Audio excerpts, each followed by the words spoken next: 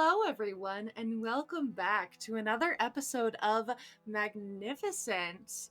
My name is G, and I am here as always as your dungeon master for this session and every other session that we have and have had. I'm very excited to have you here today. There is so many exciting things planned and that are coming for both you as our audience and our party here.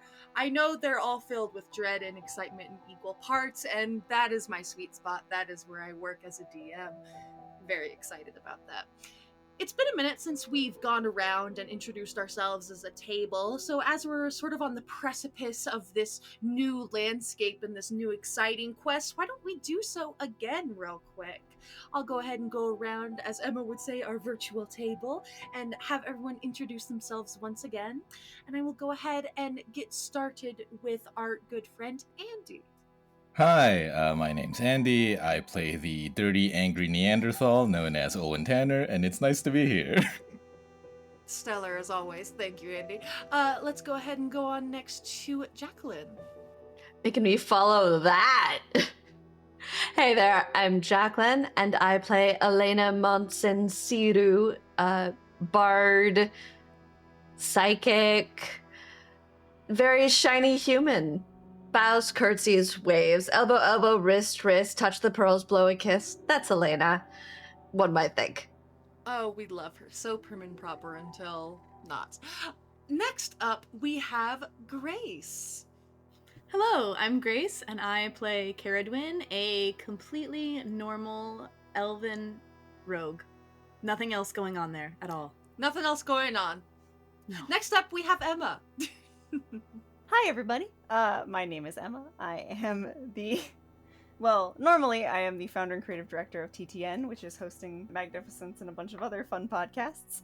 But today, I get to be a player for once, and I get to play Kuvos Nemenath, your favorite little Triton wizard boy, and yeah, that's me. I love Kuvos, like the weird kid that I babysit. Next up, we have Winter. Hello, everyone. My name is Mistress Winter. I am playing diametrically opposed twins in one body, as we have learned but at this point. You have, on one hand, Suda, the gruff, rough and tumble, I don't really care what you think, warlock. And on the other hand, you have Naime, her more prim and proper and polite and helpful sister. Amazing, thank you. And finally, last but certainly not least, we have Rosie. Hi, my name is Rosalie. Please feel free to call me Rosie or any other shortened version thereof. I don't mind any of them. I love nicknames. I play Sage Xenius. Emma, it's okay. You can just say our favorite wizard. Because we all know Kuvos is... No, I'm kidding. Don't forget to water your wizards, Thanks. kids. As always, before we begin, just a quick shout out to Sarsen Games for the source book, Oracles of Agra, that we use all throughout this campaign. Not only their wonderful Pantheon, but a couple of their very cool subclasses that some of our PCs use. Please go check them out. They do some very cool stuff. With that, let's go ahead and get into a quick recap of our last session. Not very combat or event heavy, but very lore heavy is how I would describe our last session. As we begin after the discovery of a strange book found after a series of puzzles and riddles hidden in the moon molten Vardo. Something referred to as the Compendium of Sorrows, Tome 2, The Betrayed Prophet. Delving into hours of research, the nerdiest of the group read through it and discover the story of a prophet, a woman of a religion that none are familiar with, an offshoot cult of religion devoted to a deity, a saint called Quol Toldana, a cult that clashed with others and eventually led the prophet to leave its ranks, to find solace in a figure only referred to as the Iron Hands, suffering in eventual betrayal, with her blood watering the ground and, in a way, salting the earth. This research led to many questions from the party. None of the words, none of the phrases, none of the names were familiar with any of our party members. Not even some of our resident scholars and historians, Alina and Sage, whose whole thing is delving into ancient history of the Empire, which piques their interests even more.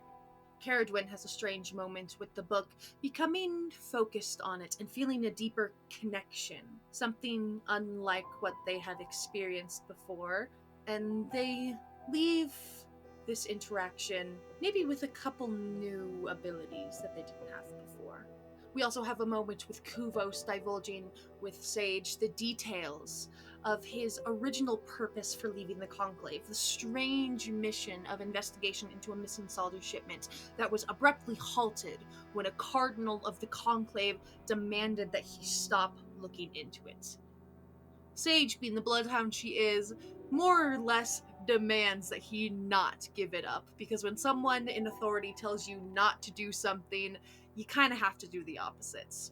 We also have Olwen giving details into a quest of their own, looking for a place, a holy, beautiful, lively place that exists in legend of his home village, of his home community, a place that not many believe in, but a place that he sees as a center of hope, not only for him, but for all of the Empire, with much information about our characters shared amongst one another, and information found out about persons not quite known.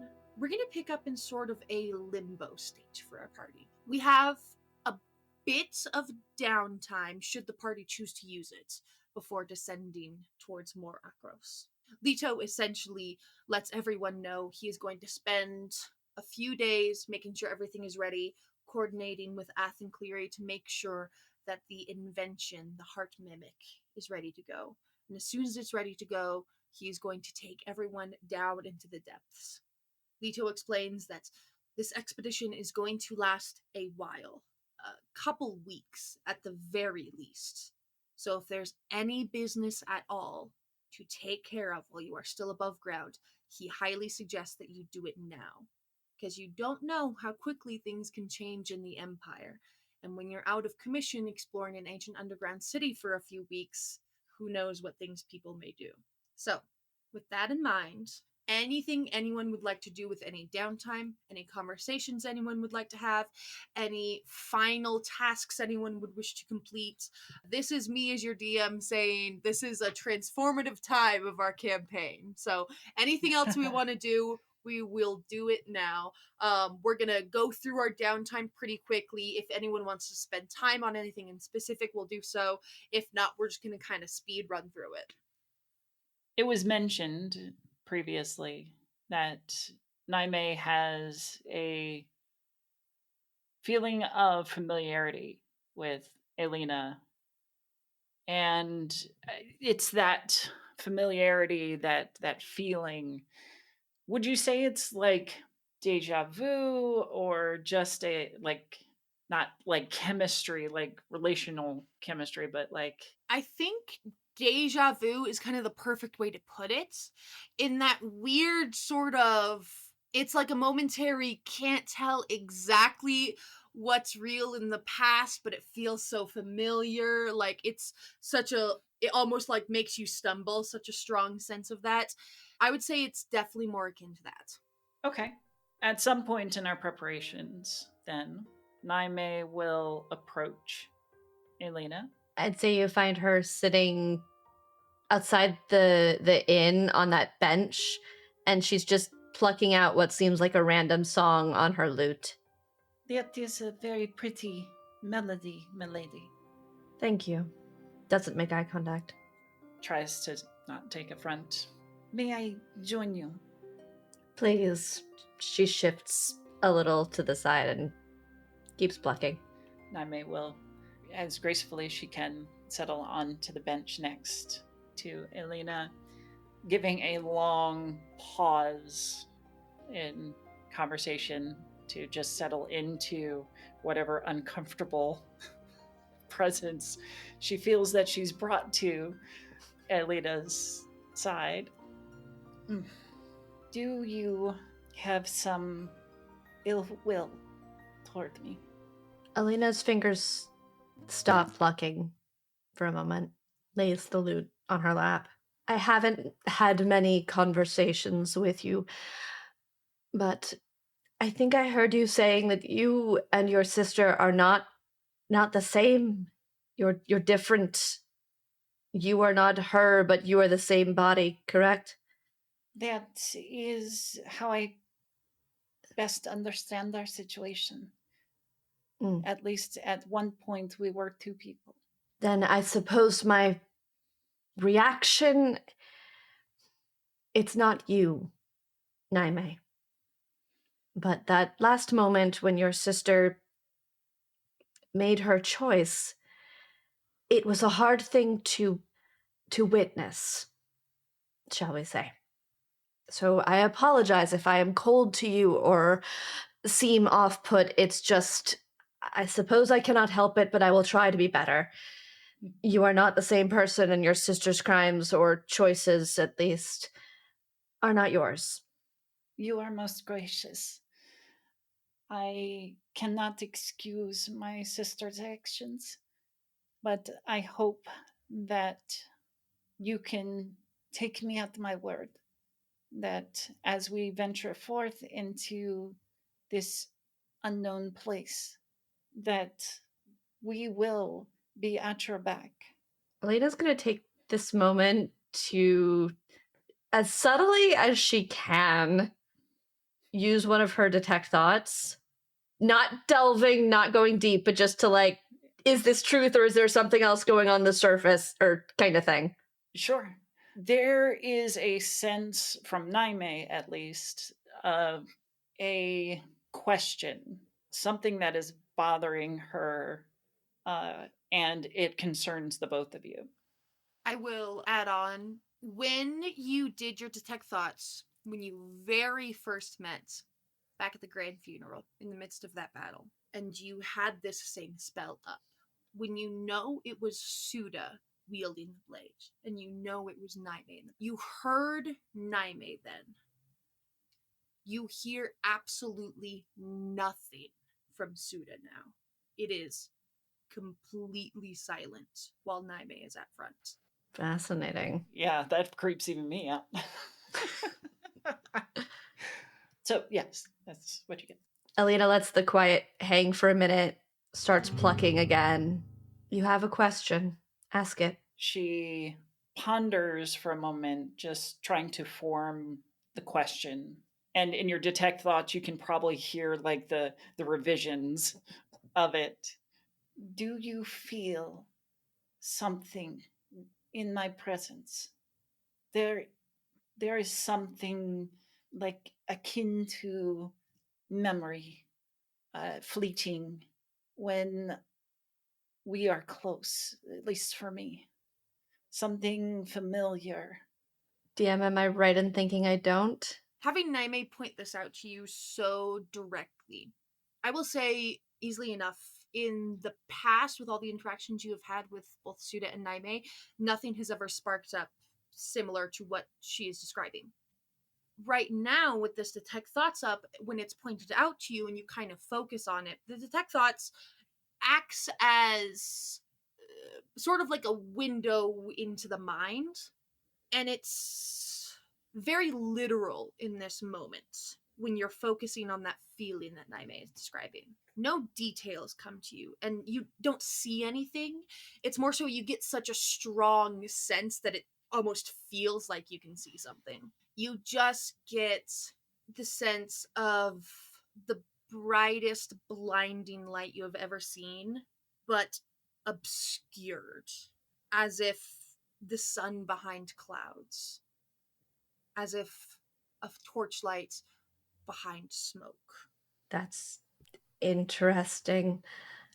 I can't say I feel the same looking at you if that's what you're asking, but and Elena can't quite hide her reaction to seeing the thing that Naime saw. Like, she hasn't said out loud, I don't think, to the group that she can quite do this, so I don't know if Naime catches that that's what's happening. So it's kind of an awkward moment in that regard. But yeah, she's just like, I don't think I've felt anything quite like you describe. Well, thank you. I appreciate you being willing to listen, at least. Of course. And again, I will try to be less judgmental of you. You're not your sister. And I suppose she's not so bad either. It's just sometimes memories ride hard. Yes, they do. Especially when you're not sure whose belongs to whom. Thank you, milady.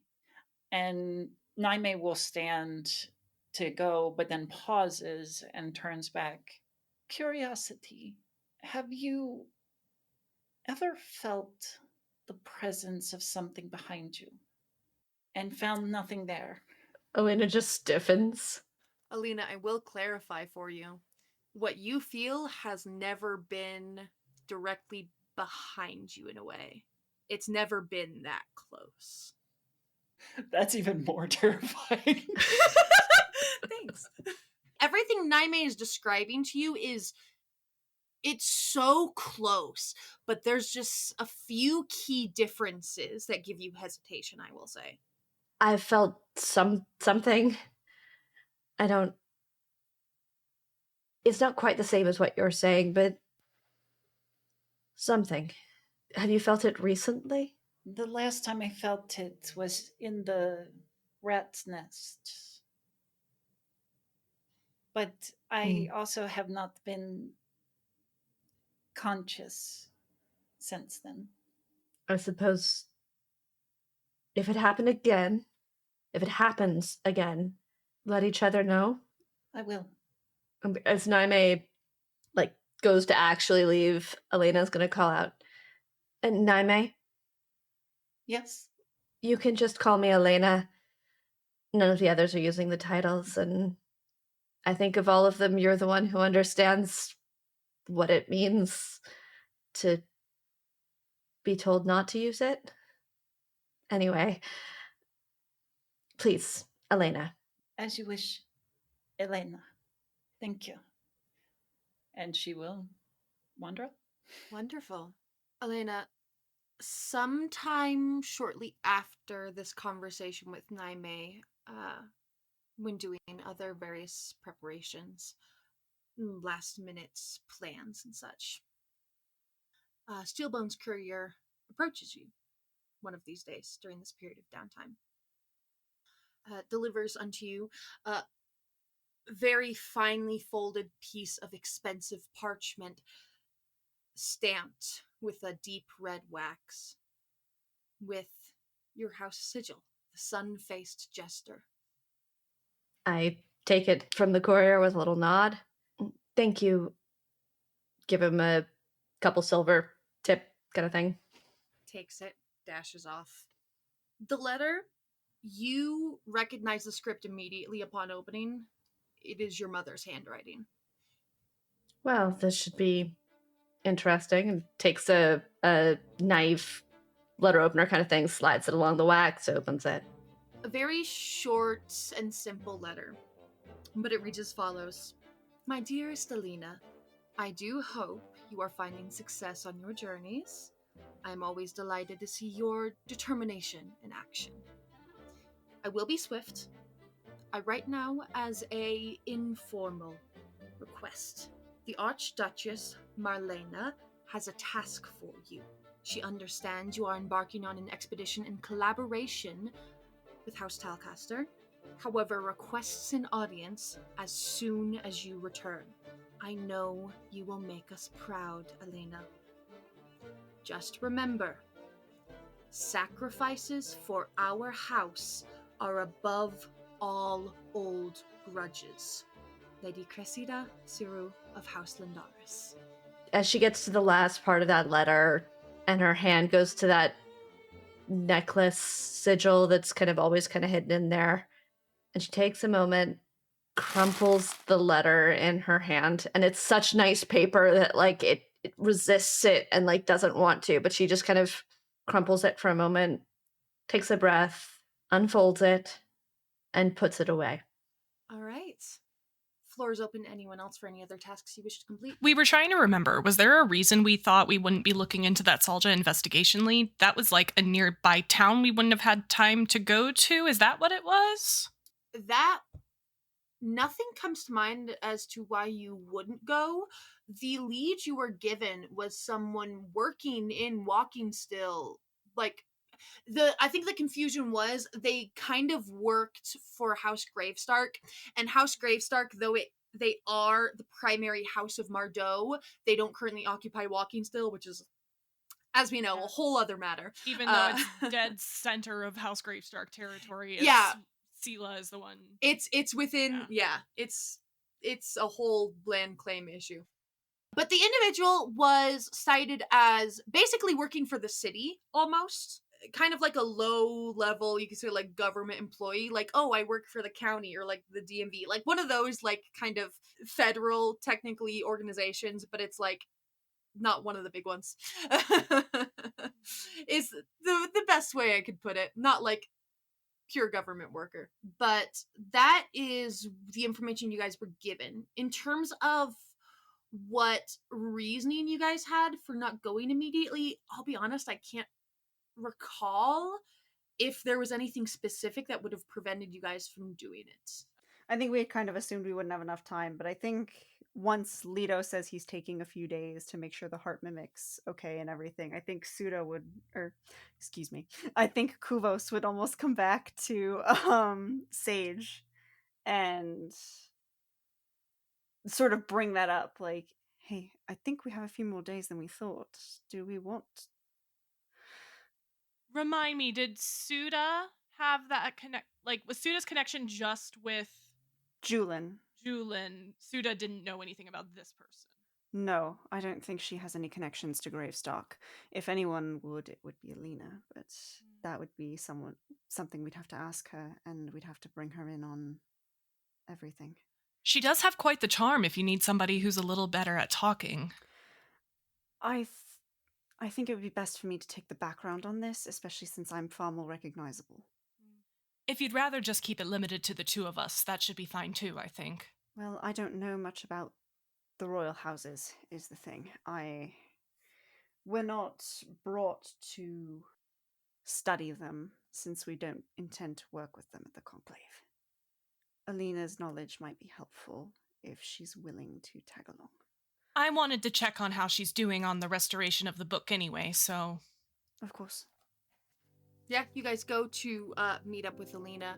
Alina, who is very experienced with restoration of older books, just given her hobbies and her specialties, very good at it. So honestly has made very good progress, especially considering the last couple of days or so has been dedicated to just that. You will find Alina, whether in or Vardo, wherever you've basically set up shop to do this restoration. And I will say, Alina, just for your reference, basically finished. It was in pretty good condition. It was kind of just general touch-ups, but it's in basically pristine condition now. Yeah, as you come in, she's just laying a bit of very thin paper in to fix this teeny tiny tear where one of the pages was just starting to pull out just a little, just to reinforce that spot. So it's that last bit of work before it's done and good. Hello. Hello. How is the book coming along? I think I'm almost done. It might need a little bit to dry, but I think it is ready. We have an errand we were hoping to run before we left town, and Sage kind of stops and like presses her lips together for a second. It may be helpful to have somebody, not just for your sway, but you're a little more palatable. We have not a contact, I don't know. There's some, but Kuvos was looking into some things himself. And we wanted to speak with someone. Just, will you come with us to ask somebody some questions? Do you need me to come along and full court everything and put on the No, God, press? No? I would rather draw as little attention to this as possible. You remember my meeting with the Magister, correct? Yes. Sage and I were discussing some of the information I'd been given as far as the investigation that I was meant to leave alone. There was one last lead here, and there were some concerning things brought up by the Magister in relation to higher-ups knowing my name that should not. I want to know the gravity of the situation that I've been pulled from so I know why. And we were given... The last lead I'd been given was that I should speak to someone from House Gravestock that is still in this area. There's no good reason not to get more information. And you have a little more tact. Mm, If it was a library, I imagine we would both be about as adept at gathering information, but when it comes to a conversation, especially with somebody who is involved with the higher ranks and that, you might be helpful to have around. of course. I'm happy to help. And I'm finished here, so. Thank you. All right. Easily enough, the three of you depart from the Vardo wagon and head towards a more city center, where there is a sort of town hall building, a clerical space for a lot of the city planners and workers to have their offices located and work out of. Easily enough to locate. You navigate your way through the city and make your way towards this building. Not a lot of foot traffic around it, not a lot of people going in and out, of course, not like people would. Many stores or businesses. But the door is unlocked as you approach it. You pull it open and you enter into a modestly decorated, very comfortable looking, brightly lit space with several candles and lanterns about. There is a couple doors off to your left and right in the middle of this large sort of entry waiting area. There's a large staircase at the very back that ascends up into the upper levels of the building. And a large desk at the center, right at the bottom of the stairs, basically kind of tethering off that area from the general public. You see, there is a older man sitting at the desk, appears maybe half elven descent, possibly, slightly wrinkled in the face, slightly weathered. He sits and glances up as you enter, puts on a comfortable little customer service smile, nods you over to come closer to his desk. Hi there, how can I help you today? What are we looking for? Oh, good day. Myself and my colleagues were here to speak to someone, I believe, Vanderfeller? Is that right? No. He looks down and pulls out what looks like a big, heavy, like logbook, and flips it open and starts flipping through some of the pages. Do you know what title, departments this Vanda individual may belong to? Elena glances at the other two. He was a contact of Knight Julin. We were sent here by him. Not Knight Julin of whom? Knight Julin of House Dreven. House Driven. It was more of a business contact rather than one for empire purposes. I believe Vander works with House Malright. I'm not familiar with Knight Julin. I'm familiar with the house, of course, but not familiar with Knight Julin. Can't say we have that individual stopping in. House Driven, House Malright. You said the last name was Feller. That's the information that I was given. I was told he worked with House Gravestock. He continues to flip through the logbook, goes back and forth a couple times, squints at the page, flips to another page, flips back. He spends a good couple minutes flipping through this, like going forward and back and forward and back over and over again.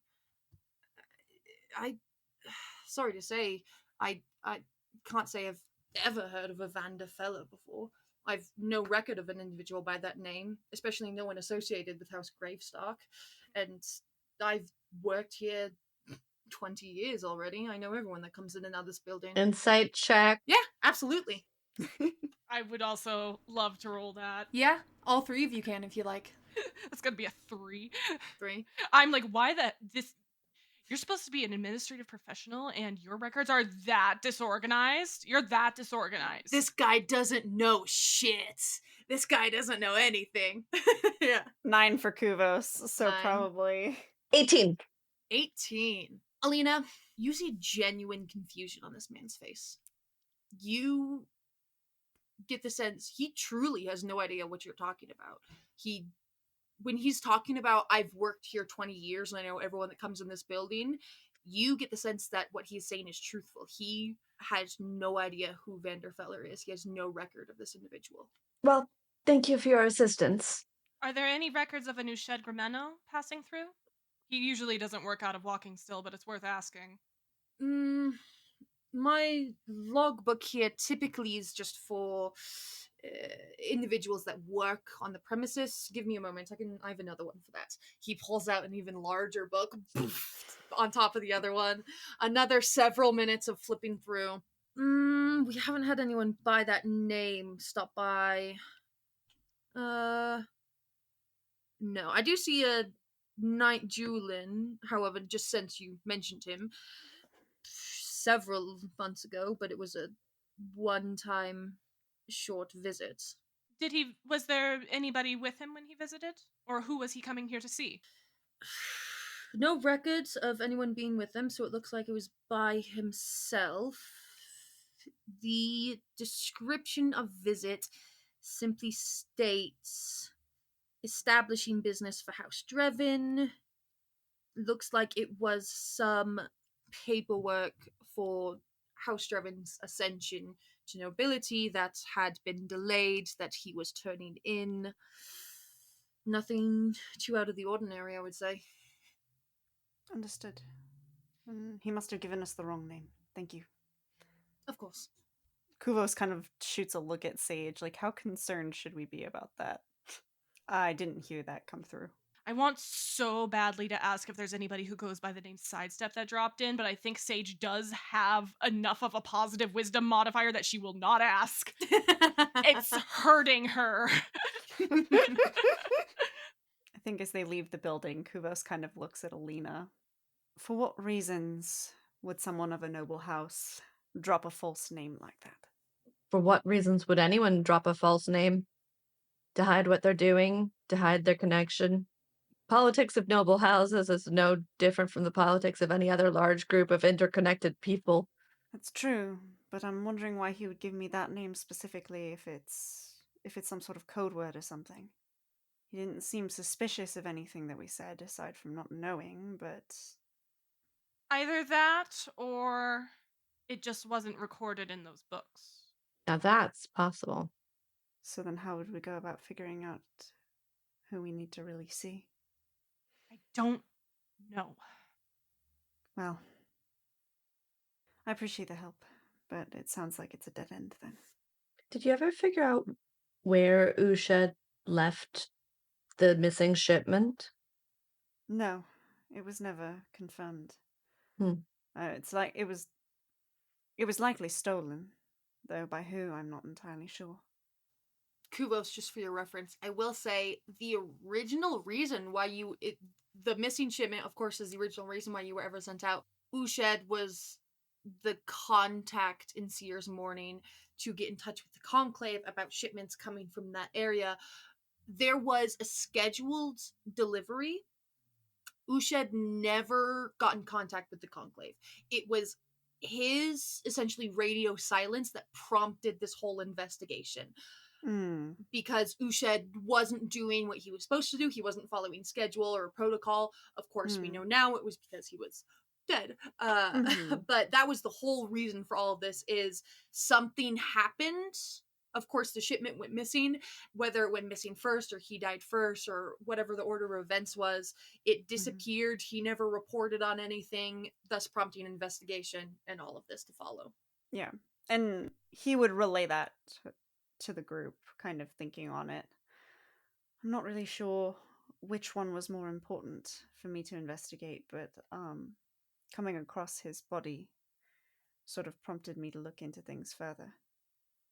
It was more supposed to be about why he'd never made contact, which we found out was because he was dead. I think we need to figure out who this sidestep is somehow. It seems that sidestep knew Knight Julin, and I would be willing to bet that Knight Julin just isn't willing to divulge who sidestep is. Well, I don't believe most people would be willing to divulge their underground contacts. That's why I brought Knight Julin away from the rest of the group when I discussed this. I think we need to admit this is a dead end for now. There's just something missing here. Mm-hmm. Kuvos, you still have the physical letter you got off of Wushed, right? Yes. Okay, cool. Just want to make sure you have the actual thing still. Well, now I'm suspicious of that question. Wink, wink, nudge, nudge, say no more. Aye. Yeah, because there's a difference between having the actual thing and having a copy of the thing, so I just want to make sure. He had sent a copy to the Magister, but he kept the original for himself. I think he's going to take it out. And I think a thought occurs to him as he looks at it. I never did check this for additional messages. I will do a quick detect magic in case of illusory script. Sage, you cast detect magic. You do, in fact, detect illusion on the letter. Dispel magic, baby! We got that spell now! Hey! I had like a moment of, should I save the spell slot? But no, absolutely not. I'm going to do it. Let's do it. Sage would not wait. This is what this shit is about. Look, this campaign is half like devastating tragedy and horror. The other half, bullshit like this. Kuvos is holding the letter as Sage wraps up that detect magic spell, which I will check off a spell slot for because I said I did it quickly and not 10-minute ritual. Sage kind of, as she sees the illusion magic, she kind of reaches her fingers out and as if like pinching a piece of cloth that's draped over something, kind of just pinches at that layer of illusion and kind of lifts it off, like unraveling a thread off the top of this letter and revealing whatever the illusion has been hiding. You dispel the illusion over this letter. The very first thing that's most obvious to you, the handwriting of the script changes drastically. So it becomes an entirely different handwriting. Much of the content is the same, but the handwriting is completely different, as if written by a different person, which I will circle back to that in a moment. In addition to that, you also see a little addendum, a little addition at the very bottom. The entire thing reads exactly as the same, but at the bottom, the extra note reads in that same new handwriting, a much more aggressive tone of voice in the letter, as opposed to the very vague professionalism that was before.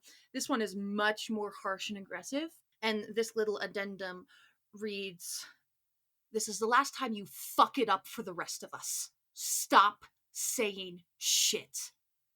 These people are the scum of the fucking earth. What we're doing is mercy for the rest of the world." Circling back to the handwriting. Kuvos, you fucking recognize it. It's a handwriting that a name doesn't immediately come to mind, but you fucking know you have seen this handwriting before. You know you have seen this before. An image of a clean desk with a paper with information written down. It sticks in your head. It's not anything recent. It brings you back to some of your first years above the water. And you can't quite explain to yourself why, but you think about the process of the sponsorship of the kind souls in House Redstone that ensured that you got into the conclave. And I think he sees that. This wave of recognition hits Kuvos. He's sort of transported back to that. And Sage and Alina would almost watch as he sort of shrinks back to like that lack of confidence that he had when he was that age. And he realizes just how big the conspiracy he may have just uncovered actually is. as House Redstone is a major ally to the Conclave, or so they thought. I just wish we know who our people they were referring to in this was. They're not, this isn't somebody from the Conclave. Clearly, this isn't somebody from the Shroudmore allies. It's some secret third thing. I might know. Really? I can't put a name to this handwriting. If what I think is right, and what I remember is right, this may be bigger than I ever thought. And that might be exactly why they don't want me touching it. The only reason I ended up at the Conclave was because of House Redstone. They have a scholarship program. They were the ones who paid for my tuition. This handwriting looks very similar to what I saw when I was dealing with paperwork and things with that scholarship from their house. I don't remember a name. I was only a child, but I remember it from there. Well, we can't really make a trip up to Valamir just on a whim in 2 days or so, however long we have left. Would it be worth going in and asking if they have any records of someone from Redstone visiting this location? I don't want to draw any more attention to it, especially if it's this big. It would be interesting to find out who's been responsible for that, for charity from House Redstone. Well, Who's handling the foundation or whatever they're using to pay for it. I think he would kind of look between Sage and Alina. My main contact was Lady Seraphina. She was the one who handled most things. Kuvos, if this is a group that is not working with the Conclave, why would the Conclave not want you to keep looking into this? If they're if they're going behind the Conclave's back, doing something that they are not sanctioned to do, if they're not working towards the same goal. If the Cardinal's involved, this may be above a prefect. Or perhaps they don't want you looking into this specifically. Mm-hmm. Or maybe it's not the Conclave as a whole, and possibly just that Cardinal. Gods, there are too many possibilities. I'll write some letters.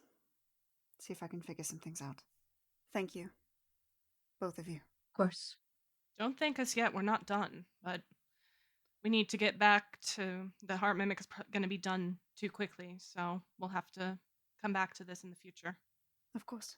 Andy is losing his mind about something on camera, and I'm just like, I know. Sir, what's going on? Andy, please share with the class. I would love to know what's happening there. It's just, we've had such serious scenes, and I'm gonna do something so fucking stupid.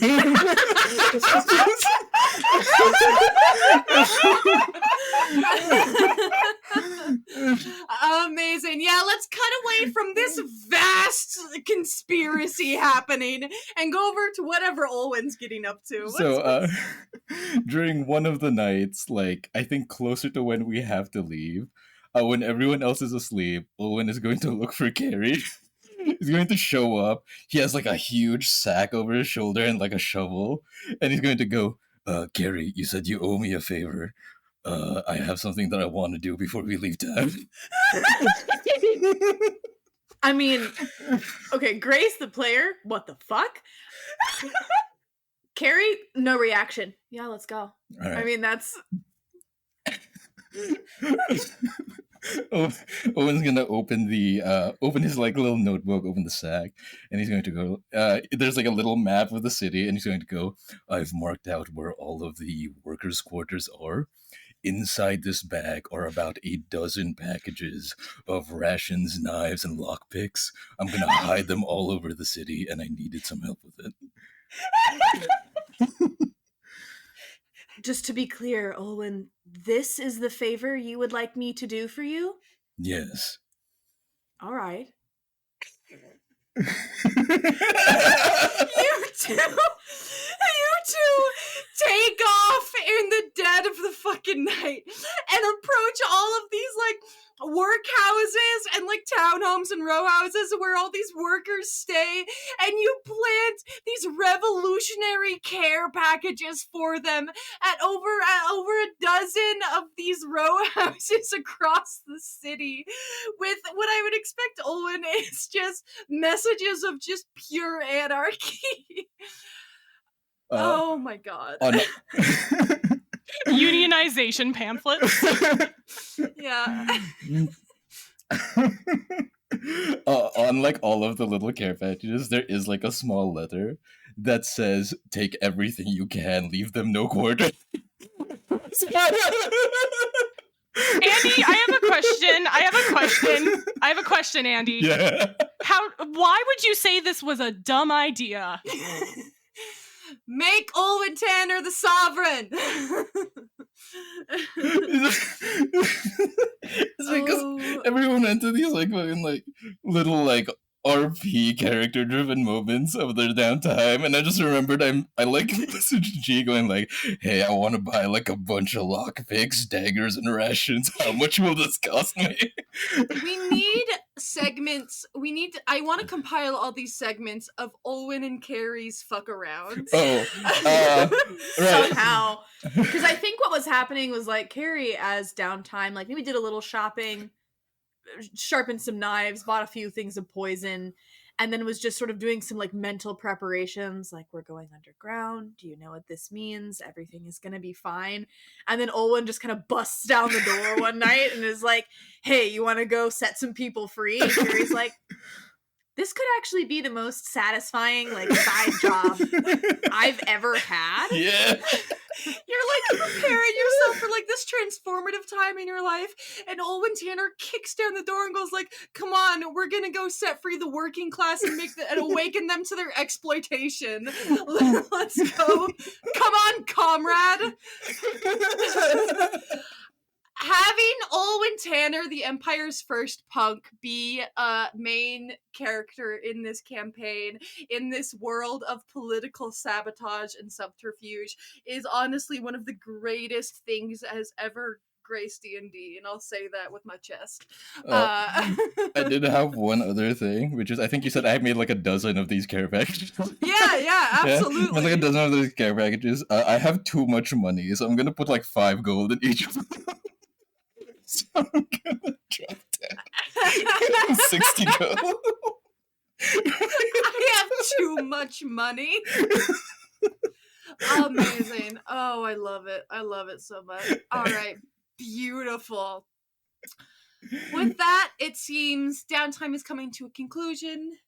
No one else has anything else to do, it feels. An amazing transition into a very harrowing experience we're all about to have. Everyone hold hands. Everyone hold hands. We're going to get through this together. We're all going to be okay. So, the morning finally arrives. Leto comes and knocks on everyone's door at the ass crack of dawn. Very, very, very early in the morning. Wakes everyone up, has everyone begin to gather their things, and begins the quiet march through the city towards the entrance of Mor Akkros. As he walks, he kind of explains and begins to give in more detail. The heart mimic is finally finished. It is beautiful. He holds up this device that looks like almost like a large like saucer like dish that rests on the ground, and it kind of opens up, so it's like a container almost that rests on the ground, and he kind of twists it. It makes a clicking noise, almost like a clock as he twists it around. And as he twists it, he pulls it apart, and you see there's like inner workings on the inside. So it pulls apart into like this pillar of machinery on the inside with heavy metal rings that thump together and make like a deep like bass note. He closes it and twists it back securely. As I explained before coming here, this will mimic the vibrations through the earth and sort of, in a way, map our way towards the center. It is not a perfect science, so we may take some wrong turns. It may take us a bit of extra time, which is why I told you all to account for several weeks, because we don't know how long we will be down there. Cave explorations do that. Just remember, everyone, stay together. If we get separated, maybe don't do that. Those of us who cannot see in the dark, make sure to keep more torches and fuel on you than you think you will need. People always go into caves with less light sources than they actually do need. You want as much as possible. And keep our rations, stay together, stay calm, stay quiet, and most importantly, have fun. He takes everyone towards it. The guards kind of part the way, giving Leto weird looks as you all enter. You know, the sectioned off area where this giant hole in the ground is. And you all begin the descent. There is a sturdy rope set up at the edge that you all kind of have to climb onto and slide down. As you're all walking through the vines that have grown out of this hole in the earth and climbing down the rope, they almost sway towards you. Almost as if reaching out, but never quite enough to make you think that for certain. It's always like, oh, I think it's just a bit of wind or it's a trick of my mind, but it just feels like the vines are reaching out. You get to the bottom of this first crater and begin to walk down the rocky slope. There are some ropes and torches that have been set up by the mercenaries Leto has sent in before, so you can tell you are going to be going through the most traveled portion, of course, of this cave system. But you only walk for about 10-15 minutes before any light from the surface slowly fades and cuts out, and you are left in the darkness of the earth. As you're all descending, there's just the smallest pit in everyone's stomachs. Small enough to ignore, but just enough that you recognize it's there. As we begin our descent to Mor Akkros. We still have a bit of time here, so we're gonna get some of the travel out of the way. This is gonna be same thing as traveling overland, different events and different dangers, of course, but same general vibe. Anything you guys wish to complete on travel, feel free. You guys are walking and climbing the entire time, so if there's anything people wish to accomplish during this travel time that's too physically strenuous, it is going to slow your travel because it's a lot of like physical exertion and navigation through this caving system. And the corridors and passages only seem to get smaller as you guys go on. So, as we begin our first bit of travel towards Mor Akkros, who would like to give me a d20 roll? Yeah, Winter, let's do this. 16. 16. You are all continuing on. Leto occasionally stops. Getting like a day in, Leto has to stop. You guys exit the parts that are like well traveled. You see remains of like some campsites mercenaries set up, some old torches and campfires and such, but that gets less and less the deeper in you all go. Leto occasionally has to stop the party, dig a small groove into the earth and place the heart mimic down, twist and open up. You see the pillar of machinery in the center begins to glow slightly as the heavy metal rings bang together and create a deep reverberating note that travels down into the earth and shakes the cave around you. It makes you honestly uneasy every time, because for such a small, it's about the size of maybe like a football or a basketball. It's such a small thing, but it creates such an intense tremor in the earth. It makes the walls and the ceiling shake, and dust falls every time. Occasionally small pebbles fall on your heads, your shoulders. And then a few seconds pass, and a similar tone, but deeper, louder, from far, far below you answers back. Creates an even more intense shaking. Once again, dust, rocks fall around you. But Leto seems to read the complicated readings on the heart mimic, nods to himself, kind of marks things down on the map that has been slowly been drawn for this cave system, and takes you forward to continue down the path. With your 16 that you rolled, you all enter down one passage. It's a passage where you all have to walk single file because it's not wide enough to hold more than like the average person's like width of their shoulders. You're walking through there, and Lito's at the front, kind of guiding the way. And he kind of grunts for a minute and adjusts the bag that holds the heart mimic to kind of put it behind him. He has to kind of turn to the side a little bit, kind of angle himself, and continue shuffling forward. As you follow him, you realize why your shoulders get caught and you can't move forward, so you kind of have to turn and squeeze through. And the steady pace of the group slows as you all slowly, painfully, not so much walking, your hands are braced against the wall, and it's like sidestep, take a deep breath, sidestep, sidestep, scrape your bags against the dirt and rock wall. And Lito finally pauses for a moment and kind of tight squeeze him. He's looking around, almost as if doubting the turn he took for a moment. Yeah, no, this is good. Anyone who's tall, maybe duck a bit. There's an overhang rock just ahead. And he kind of ducks. You see there's a rock that fell from above a long time ago, and it kind of blocks the way, so you kind of have to duck under it. And it's a few more minutes of that extremely cramped passage before finally you guys see Lito surge forward and go,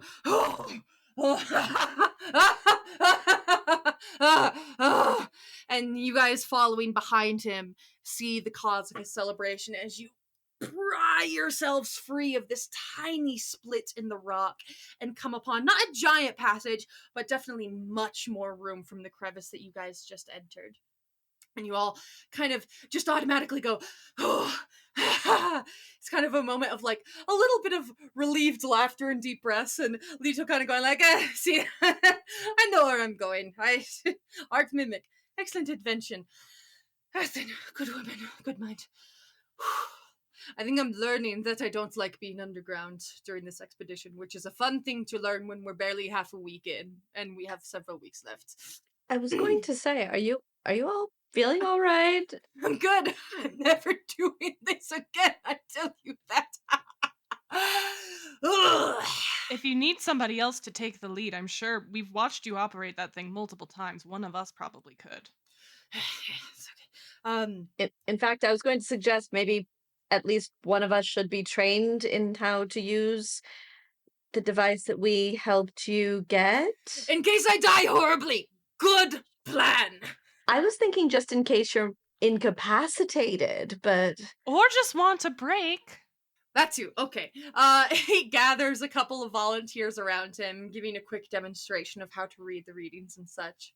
But you guys continue on your journey with no issue. There are occasionally breaks in the tightness of the tunnels you're traveling, but not by much. It's more so like medium-sized rooms. There's some high ceilings. A lot of them are pretty low, but you navigate through nonetheless. Someone else, if someone wants to roll me another d20. 11. 11. Okay. Nothing out of the ordinary as you all continue traveling.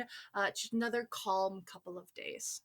About a week in, you guys make camp every evening, what you all assume to be evening. Of course, you can't necessarily tell the time down here, so you all just kind of stop whenever you're all tired.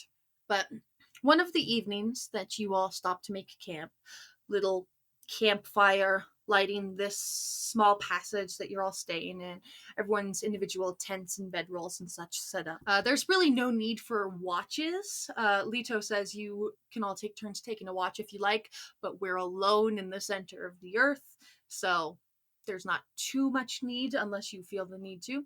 I can set an alarm spell for us. Yeah, if you want to just have Sage automatically be casting that every time you guys make camp. It's a ritual, so it doesn't even use Beautiful. a spell slot if I can take 10 minutes to do it, so. Yeah, wonderful. You set a perimeter every time you guys make camp, so you have that up at the very least. But it's the evening after another tiring day of travel. Climbing and scrapes and bumps and bruises, tight spaces and sharp corners and just weird angles at which you have to travel. It's unlike anything that any of you have ever done before. Those of you who are well traveled are very much used to traveling overland. So this is a very different environment. Though it does have its excitement, it is physically difficult. So you're all exhausted by the end of the day. Everyone sleeps soundly. Alina, you're not sure what it is exactly that wakes you up. It's not quite something loud, obvious, jarring. It's not a light or anything like that. And it takes a second to even realize that you're awake and not dreaming. But from the dying fire creeps in the intense darkness of the underground. Everything is very dimly lit. The fire is nothing but embers now. You can barely see the outline of others' tents and the sleeping bodies of your party members around you. And you slowly come to realize what it is that woke you up as it cuts through the still, silent air once again. Alina! And you're looking around. The figures of your companions laying in their various tents and bedrolls, still and unmoving, all of them deep in their sleep. And in the dim firelight where you can barely make out shapes, just barely past the point where that light reaches, you see the faintest shape. It's that feeling of waking up in your room in the middle of the night and seeing a piece of furniture across from you, and you're thinking, I know objectively that's something that's always there. I know what that is. It's a chair, it's a shelf. But in the darkness and the quiet of the night, it almost looks like a person. That is the feeling you get looking across the embers of the glow of the firelight. You see this figure, and it sits. Long hair, sitting at almost a hunch. No features, just the vaguest, blurriest shape. And as you focus on that, thinking to yourself, am I dreaming? It's a trick of the light, kind of trying to blink it out. Why am I awake? You're sitting there in that moment of wondering when you hear it again.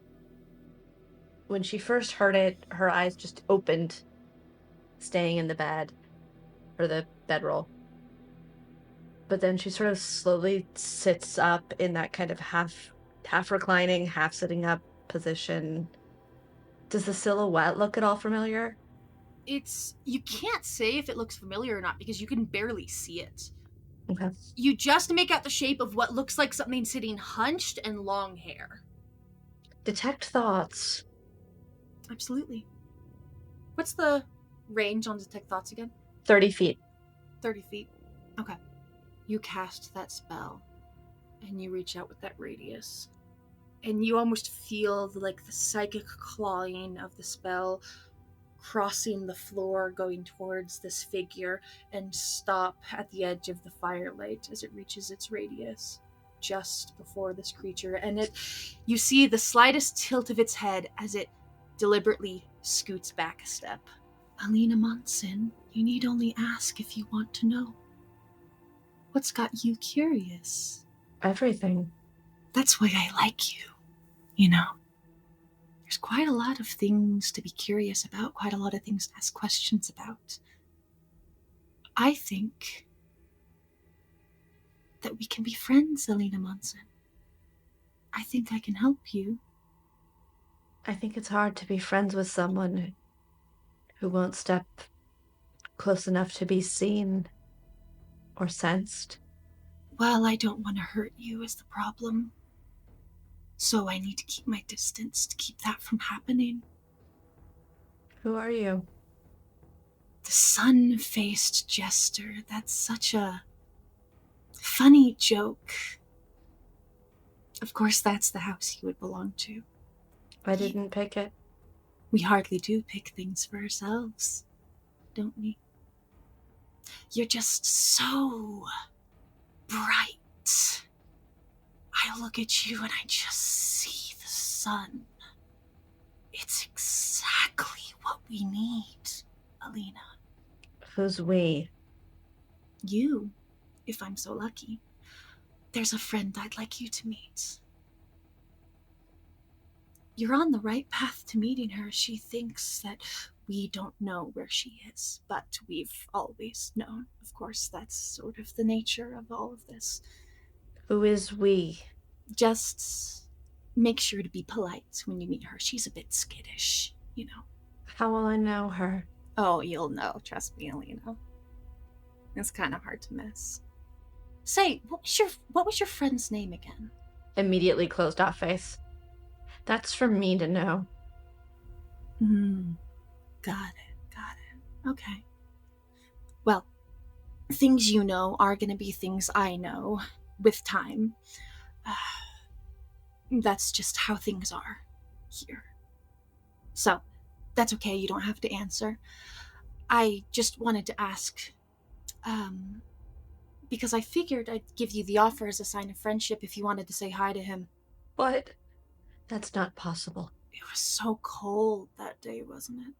You shut up right now. And she casts light on a rock near the person's head. There's the softest chuckle as you cast light, and it lights up the passageway where you're all sleeping. And it is empty save for the tents and bedrolls. You and all your companions sleeping soundly. So the rest of the night passes. Normally, everyone gets a good night's sleep. Elena does not get a good night's sleep.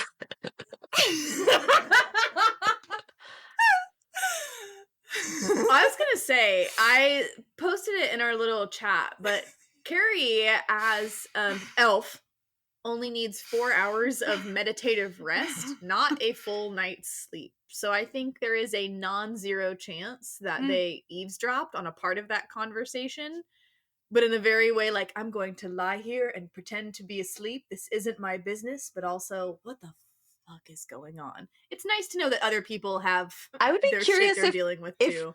Carrie That's actually something. heard anything except what Elena said. Yeah, I was Just clearly out talking loud, out loud. like you were clearly. I will point out, that would be a very good point and a very smart move if our friend wasn't smart enough to think ahead. Okay, so I heard Alina making some noise. There was a 4-hour period of time where everyone would be asleep. Okay. Okay. This is information that Sage doesn't have, but I am very happy to have. I don't like that our mysterious nighttime visitor knows exactly when Caradwin takes their little meditative rest. G, I would like to establish something right now. Yes. I will send the text of the alarm spell to the game chat. Would you please tell me if you believe that it would work for when somebody leaves as well as when somebody enters? Yeah, let me double check. I think we should establish that now, considering what just happened. Yes, after. you are correct. I see what you're after.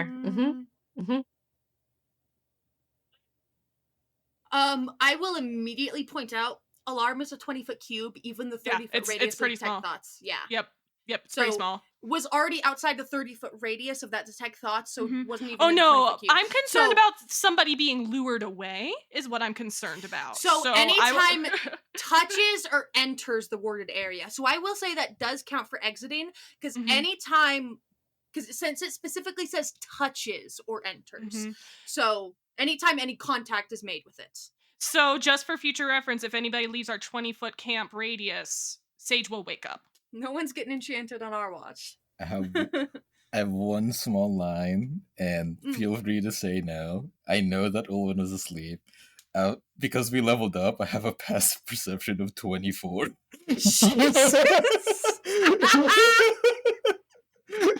Oh my god, yeah. I just had a really... Expertise is so sexy. He had a dream. Yeah, Olwen had a dream where he actually heard that Olwen whole astral conversation. projected. Yeah, I know, maybe. I don't know what a passive perception of 24 means. I mean, I wake up the moment someone, breathes a little too loud. I'm just like, God, that's so fucking loud. Oh, yeah, The light would probably have woken you up with that passive, but I will say passive perception is more so when you're awake. You are deeply unconscious. Got it. But the light would have woken me up, at least. Yeah, it's a bright light that suddenly flies on. For the more observant folk, I would say that probably stirs you and wakes you up. Whether you get up and do stuff is up to you. Okay, So I guess when the light flashes, Owen's gonna turn from his like little cot and go,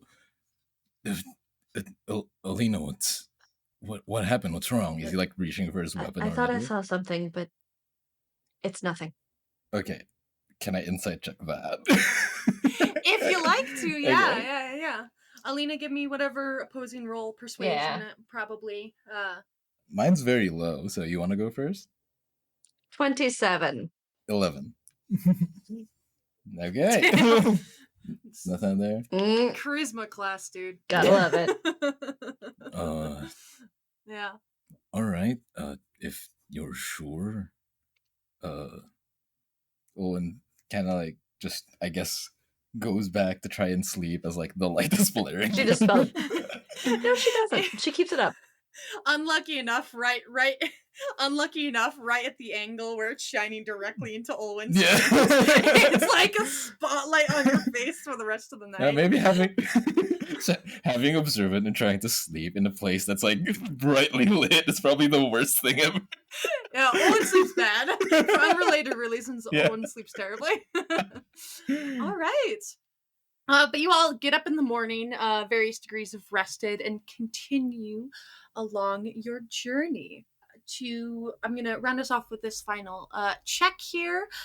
If someone could give me another d20 roll. I was gonna say I feel like it should be Alina. Yeah, it should be Alina. 12. 12. Okay. You all continue traveling on your way. Alina moving a bit slower towards the back of the group from just the exhaustion of the stress of the previous evening.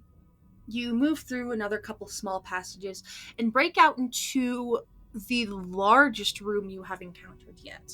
It takes a moment to realize what kind of passage you're standing in as you burst through the light from various lanterns and torches glinting off the walls, and the water ahead of you that you see. You all get a bit closer and realize you are standing in a uneven space with what seems to be the mouth of a massive underground lake.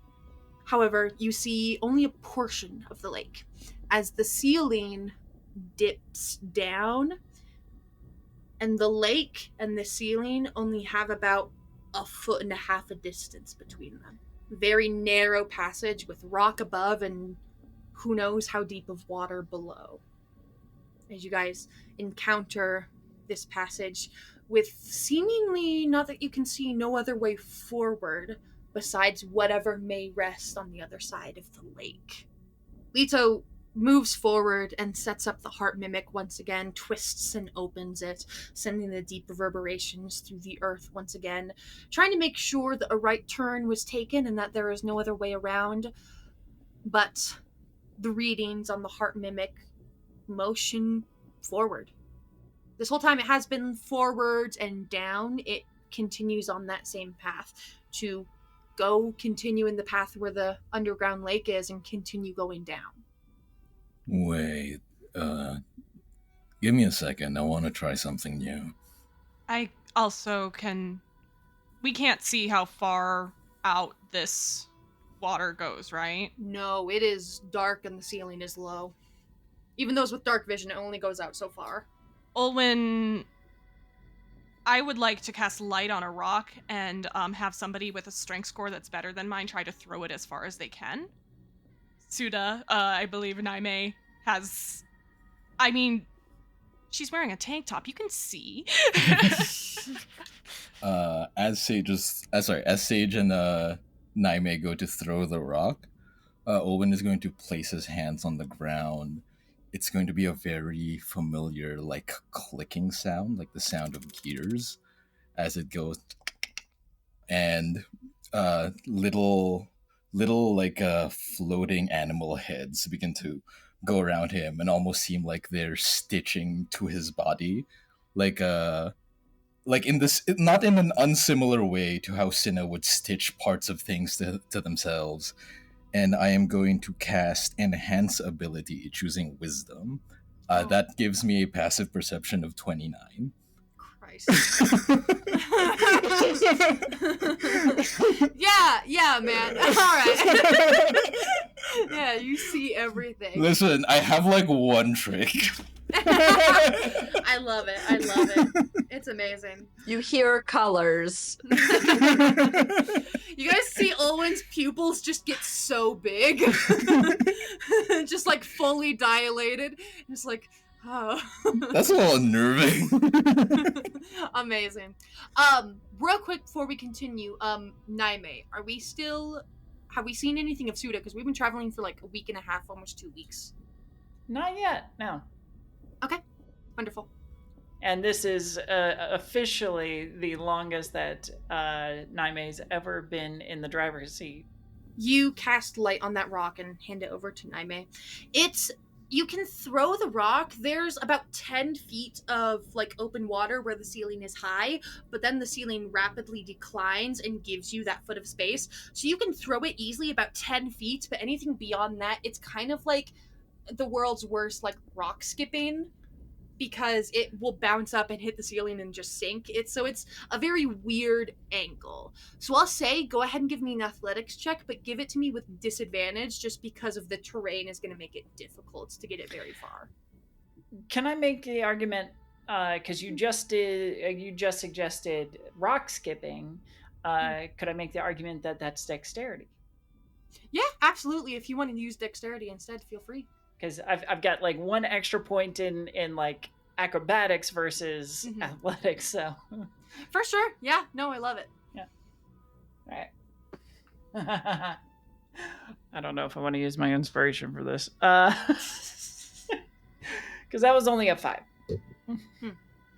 The rock skips once, hits the decline of the ceiling, and it goes bounce, clink, plop.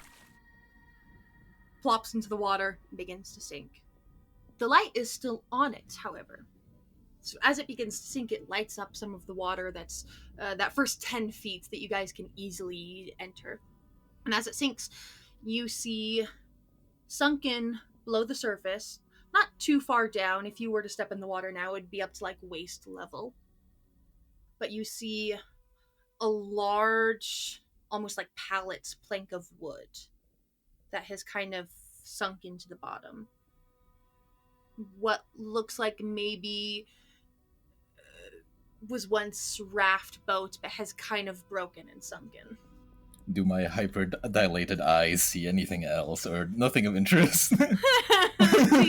see moss. Okay. See hella moss. Okay. Yeah. But nothing that would like catch eyes or like ring any alarm bells? No, nothing Okay. that would ring alarm bells. I'm debating if it's like bad to be like, Kuvos, what should we do? Kuvos at that point would pipe up and be like, Leto, do you want me to swim ahead? I can, regardless of whether there's breathing room or not, I used to live underwater. He looks at you and very obviously gives you an up and down look. It is both our best and worst option. No offense to you, my lad. I'm afraid you will get murdered immediately if something lives in that water. It would snap you in half like a twig. Like a toothpick, just... That's fair. If you are willing to, if someone here is a strong swimmer can come with you, they just would not be able to dive under for very long because, of course, you can breathe where we cannot. Of course. Well, I don't see any danger that you have to worry about, Kubos, at least from here. Though, we're so far underground, why is there a sunken boat in an underground lake this far down? That's a good question. Leto, do you know if the previous expeditions made it this far? This is going to sound bad. I don't know. Because only like 2 of them, yeah. None of them came back, yes. They could have. Take a lit rock with you. Sage, as we've been traveling, has been regularly just grabbing random rocks to use as lights. You don't need to carry torches when you have a cantrip. I mean, I can see in the dark, so it's not a problem. No, it's so that we can see where you are. Oh, I should be able to track him no matter how far he goes. I would like to be able to see Kuvos so that I can get him out of trouble if he's Not still all within of us range. can see in the dark, okay? Some of us have really shitty eyes. Actually, Sage has been wearing her glasses this whole time because she should wear them all the time and she just doesn't, but it's even worse now that we're in the dark all the time. Yeah. I also have the light cantrip. I can cast it as I go and leave little breadcrumbs of light. Will that make you feel better? Yes. Should we tie a rope to you just so we can reel Tie a you rope back? to his ankle. Tie a rope to his ankle. He's already All crouching down. Tying a rope. I can warp you out if you're less than 30 feet out, but...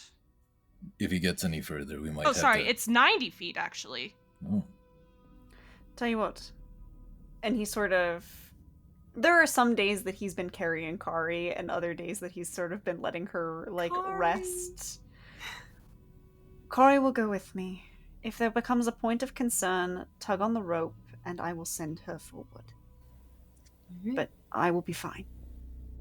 Olwen will, like, offer, like, a hand to Kari, see if they, like, just, like, touch, like, the tip of his hand. Kari puts her little chin just on the tip of your finger and just kind of rests it there. Just content. What do Kari's eyes look like? Kari just has little beady black eyes. Beady black turtle eyes. Black turtle eyes. Owen is going to, like, start a whistle going through different tones until it eventually resonates with the frequency that Kari makes their little, like, chittering noises at. Yeah. His eyes are going to turn the same, like, beady black as I cast Beast Sense on Kari. I will say, Kari is a familiar, not an actual creature. So That's true. how does Beast Sense work with that? It says I touch a willing beast, which is why I had to ask Kari if they're willing to, like, touch my hand.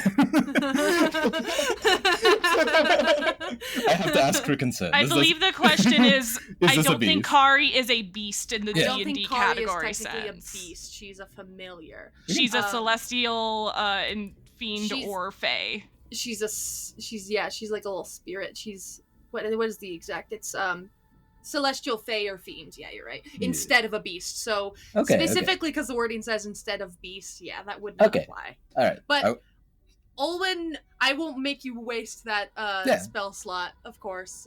But you just get a nice turtle moment with Kari. yeah, just a little turtle moment. I'll keep the enhance ability up instead, just to, Wonderful. like, keep an eye on him. Wonderful.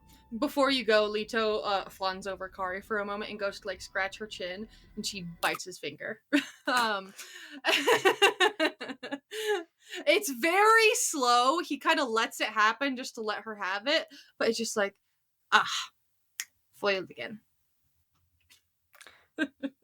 That's interesting. I don't think she's ever not liked anyone. Does it that she does not like me, or she just wanted a snack?